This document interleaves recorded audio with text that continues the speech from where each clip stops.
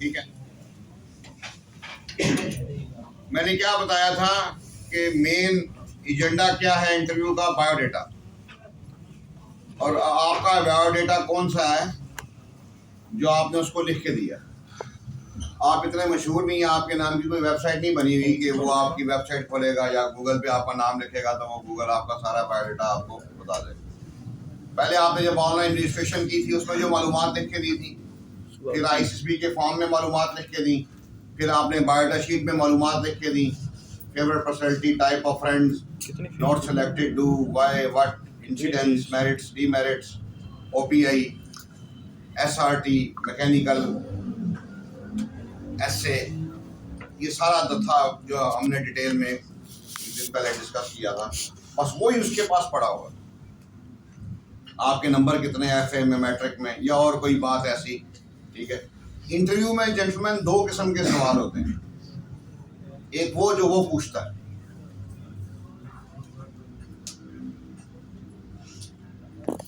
ये ठीक होते हैं सवाल, लेकिन दूसरी जो किस्म है वो बहुत खतरनाक है। यार हेलो, आवाज नहीं करो ना, बाहर चले जाओ जो बात करनी। जो खतरनाक किस्म कौन सी है? वो जो आपके जवाब में से सवाल निकलता है ना, वो बहुत खतरनाक है। वो तब निकलता है जब आप इम्प्रॉपर जवाब देते हैं।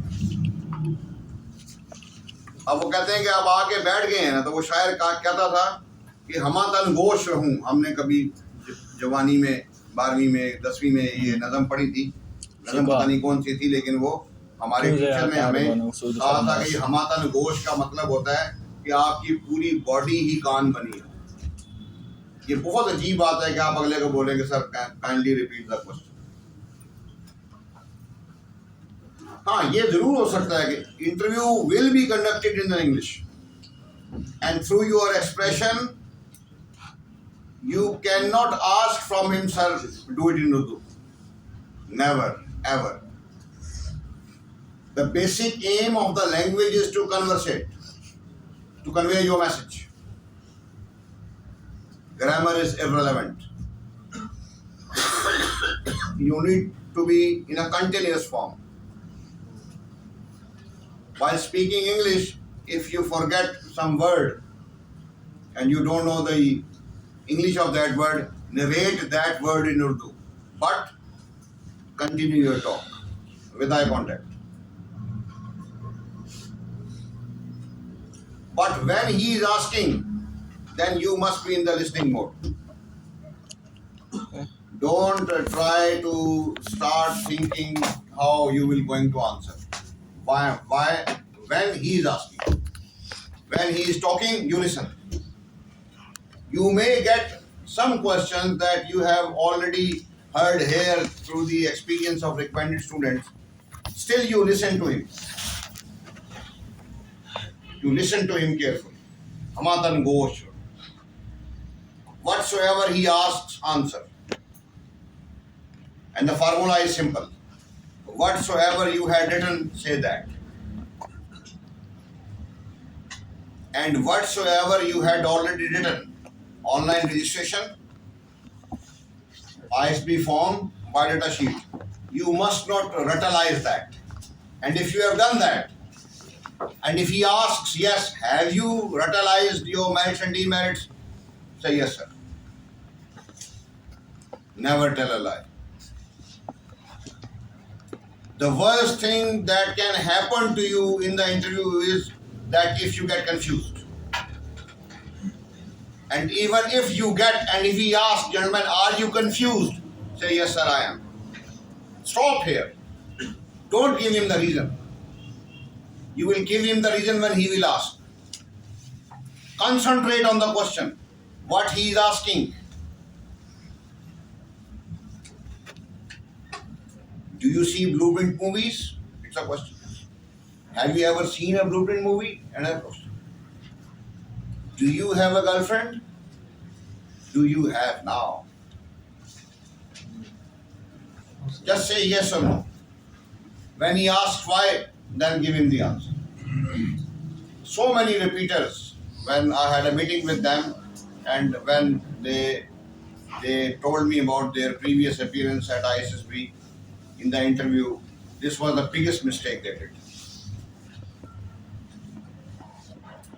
You need not to give him the reasons.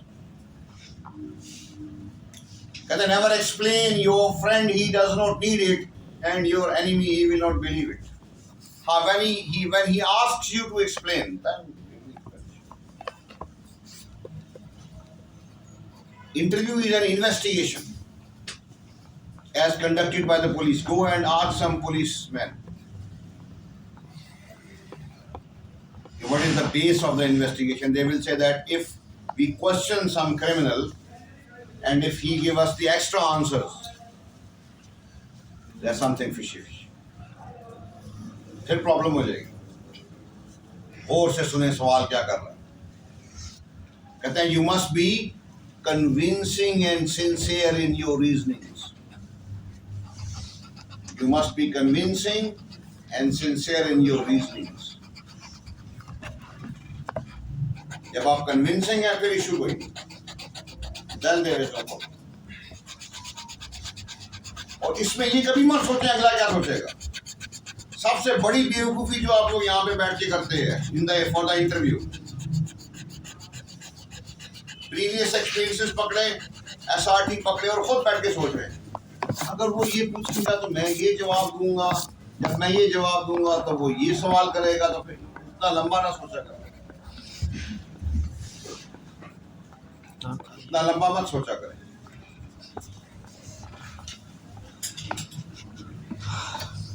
Whatsoever you did previously at the ISSB, in the psychological test or in the GTO test, don't tell a lie. If he asks, yes, how was the psychological test?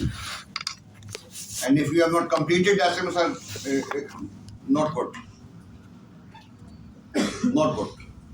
But simple. Then he'll ask why, then give him the answer.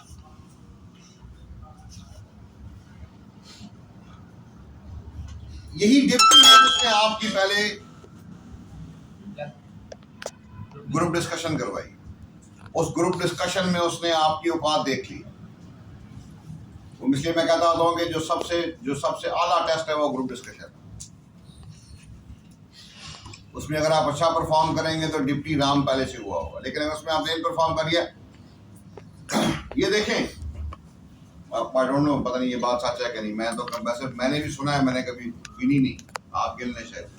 वैसे ISB में 16 test सुना है ऐसे, मैंने कभी खुद भी कई दफा सोचा कि यार बैठ के गिन लो।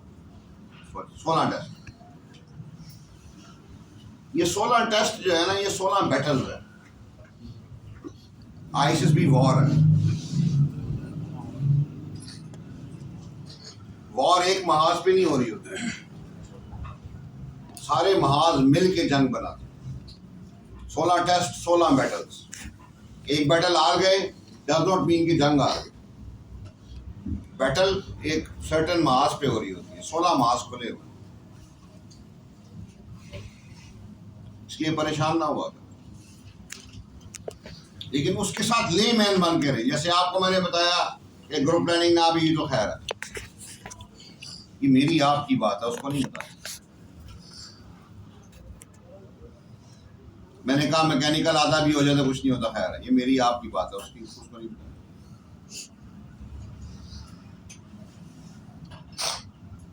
आपने जो कुछ पहले उसको लिख के दिया है किसी भी फॉर्मेट में, he will going to cross it. आपने वहां पे सवाल आता है ओपीआई में कि आई डू वियर्ड थिंग्स, आपने लिखा स्ट्रांगली एग्री या स्ट्रांगली डिसएग्री, दोनों जवाब ठीक है।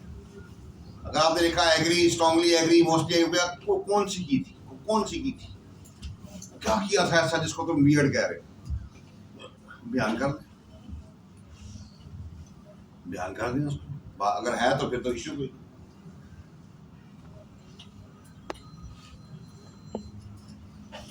मेरिट्स, डीमेरिट्स, इंसिडेंट्स, सारी बातें। कुछ मैट्रिक में नंबर कम, मैट्रिक में ज्यादा, एफए में कम क्यों? रीजनिंग दे जो है, सच बोलें। हाँ, झूठ का बोलेंगे। दैट्स व्हाट आपके कॉलेज के साथ हीरा मंडी थी, आप आते कॉलेज से चले वहां जाते थे, ये नहीं था। इतनी बंदे में अकल नहीं चाहिए कि क्या बात बताने वाली और क्या बात बताने वाली नहीं।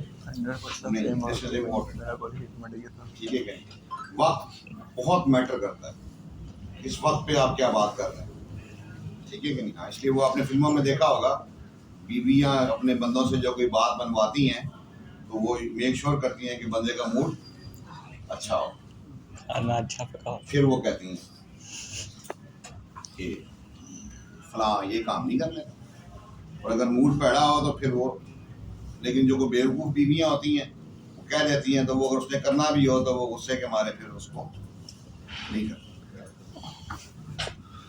बाकी बायोडेटा में बहुत सी बातें बताने वाली है, इतनी है कि सारी मैं शायद बता भी नहीं सकता, लेकिन आप फॉर गॉड सेक पहले से फॉर ग्रांटेड लेके मत जाए।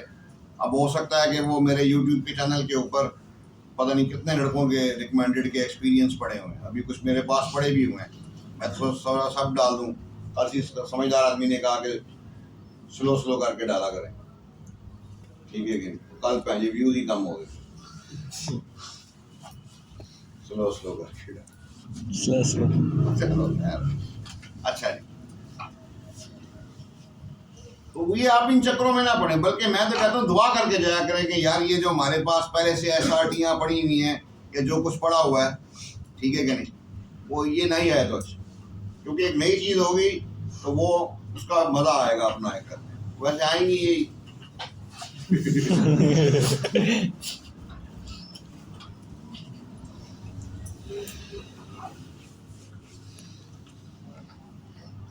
Academic question. जब मैंने आप किसी ने FA किया है, किसी ने ICS किया है, और याद आया मुझे एक बंदा था वो यहाँ से BA करके गया, ग्रेजुएट कोर्स एक आता था, वो ISSB दे के, वैसे तो रिकमेंड हो गया था पर कई लोग पागल होते हैं, तब वो रिजल्ट 4 दिन बाद आया करता था, आके मेरे साथ बहस कर रहा कहता सर वो इंटरव्यू में उसने मेरे से फारसी का शेर सुन लिया था, वो मुझे आता ही नहीं था, तो आप देखिए अजीब है, आपने मुझे बताया नहीं कि फारसी का शेर सुनेगा वो मैंने कहा यार वाकई शेर तो नहीं सुनता फारसी का वो। मैंने कहा तुमने क्या किया हुआ है, कहता है मैंने BA किया हुआ है, तो वो जो पहले प्राइवेट BA होता था उसमें फारसी हर कोई रखता था, फारसी में नंबर ज़्यादा आते थे, उसमें नंबर भी उसके 85-86 थे आउट ऑफ 100। और मैंने कहा यार चल ठीक है, नहीं बताया तेरा बूथा तो नहीं बना, कहता नहीं बना। मैं कहा टेंशन ना ले, मैं घबरा मत, कुछ भी नहीं, वही हुआ, वो बंदा रिकमेंड हो।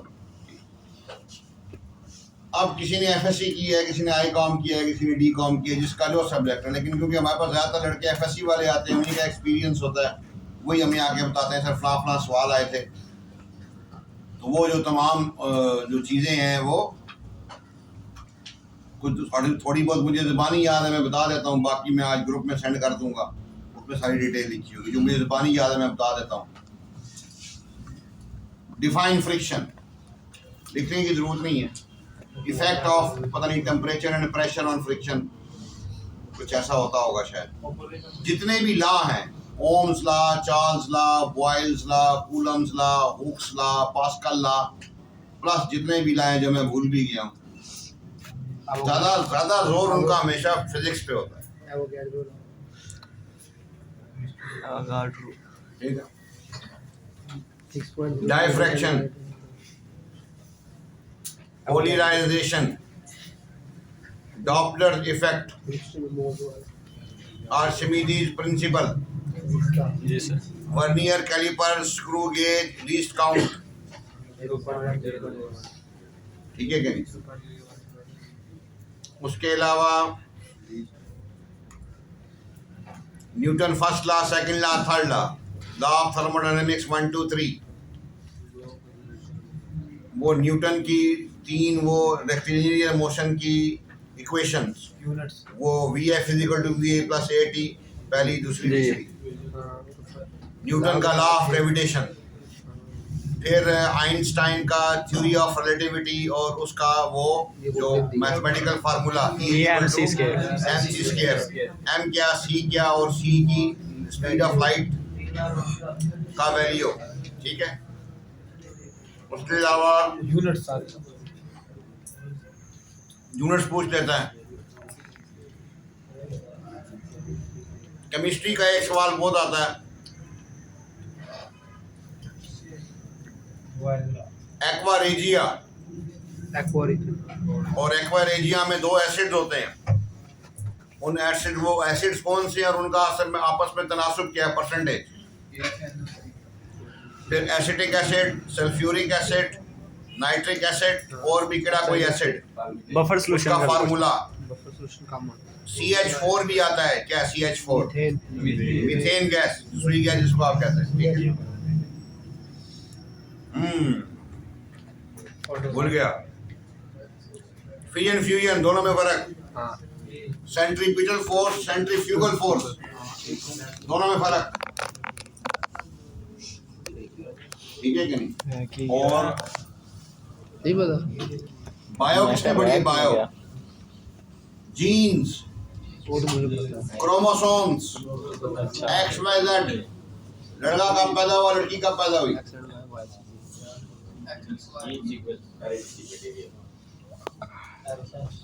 मैंने को नहीं बताया, उसको बताया।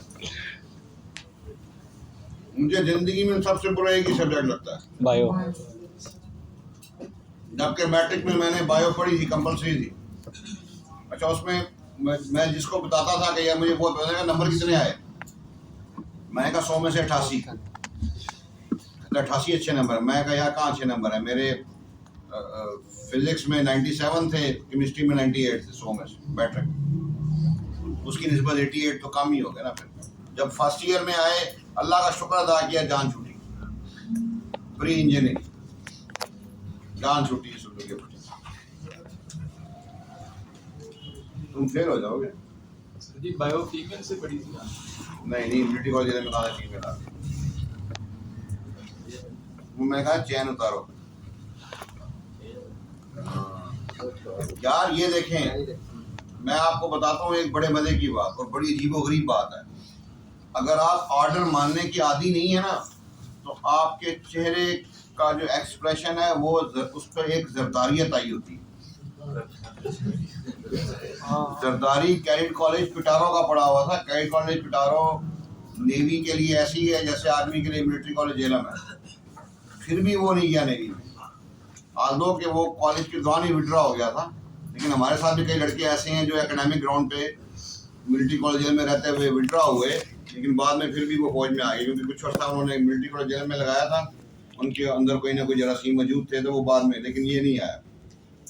वाला आलम अप्लाई किया नहीं किया मुझे नहीं पता। वो जब आप ऑर्डर को ऑर्डर समझा करें, वो कहते हैं कि जब तेरा हुक्म मिला तर्क मोहब्बत कर दी।